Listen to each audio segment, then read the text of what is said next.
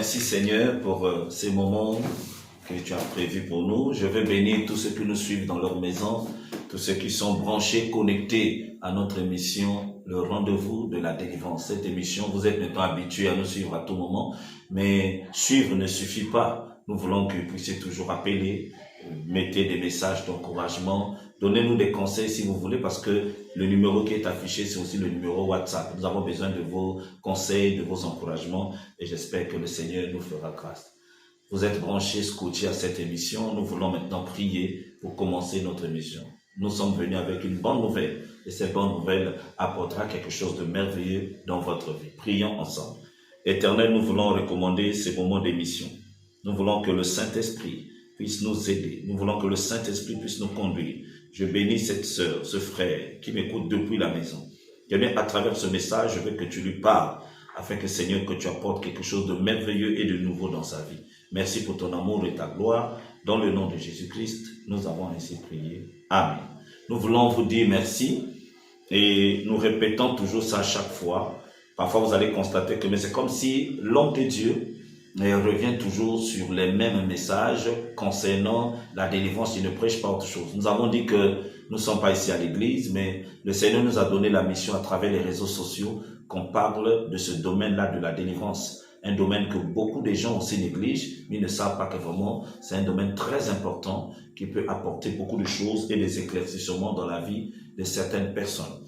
Je suis le révérend pasteur Patrick Lebel Zabato Bamat, leader visionnaire de l'Assemblée Centre d'évangélisation Bethléem Ephrata. Nous sommes une grande communauté avec des puissants hommes de Dieu et Dieu m'a fait grâce d'être le leader et c'est à travers le message que Dieu nous a donné que nous voulons apporter quelque chose de merveilleux. Je vais parler sur la deuxième partie, sur la délivrance. J'avais déjà parlé sur les émissions passées. Je m'étais appuyé sur le texte de Proverbes chapitre 21. Proverbes chapitre 21. La Bible nous dit que le cheval est équipé. On va arriver. Proverbes 21, le verset 31. Le cheval est équipé pour le jour de la bataille, mais la délivrance appartient à l'Éternel. J'avais expliqué que Dieu, dans sa parole, il veut nous dire que le domaine de la délivrance est réservé à lui. Dieu a laissé les médecins la capacité d'opérer. Il a donné et de traiter. Il a donné aux enseignants la mission et la capacité de nous apporter la connaissance. Il a donné aux militaires, aux policiers, aux gens porteurs d'armes. Il leur a donné la capacité, la mission de nous protéger, de nous aider. Mais le domaine de la délivrance, il ne partage ça avec personne. Dieu est le spécialiste de la délivrance. Quand tu vois que ta vie ne marche pas, tu as des problèmes sérieux de la vie, tu as des choses qui n'avancent pas, des choses qui ne s'améliorent pas, cherche carrément la délivrance. Mais la délivrance n'est pas dans les mains des féticheurs, n'est pas dans les mains d'autres personnes, mais la délivrance appartient seulement à l'Éternel. Et nous avons expliqué que la délivrance est l'action d'être sorti d'un piège. La délivrance, c'est aussi sortir d'une situation difficile. Quand tu sens qu'un danger, un combat persiste. C'est-à-dire tu passes 2-3 ans avec le même problème, le problème de santé. 4-5 ans avec le même problème, le problème de fécondité. 4-5 ans avec le problème de chômage.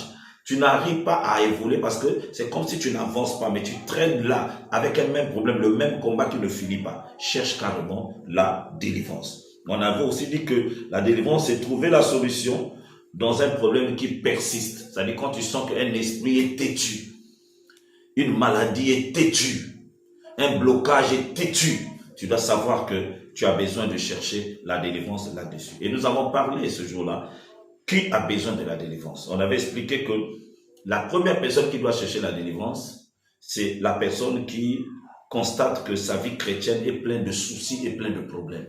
Ça veut dire que c'est une personne qui connaît Dieu, qui prie, qui vient à l'église, mais sa vie chrétienne a des combats, sa vie chrétienne a des soucis.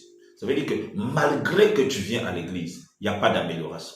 Les choses ne marchent pas. Tu te bats à payer la dîme, tu te bats à soutenir l'œuvre de Dieu, tu te bats à ne pas manquer de culte, tu te bats à être régulier dans les programmes, mais tu sens dans ton fond intérieur et tu sens dans la vie quotidienne que rien ne marche, rien ne s'améliore. tu dois chercher la délivrance. La deuxième chose, nous avons dit que quand tu commences à remarquer que ta finalité est toujours malheureuse. Vous savez, tu commences bien, mais tu finis toujours mal. Tu commences bien dans des relations, tu finis mal. Tu commences bien dans un contrat, mais tu ne finis jamais tes contrats. Tu connais bien dans une relation, tu connais un homme, tu prends un homme et tu restes avec cet homme, tu le supportes dans les moments difficiles, vous vivez sans problème.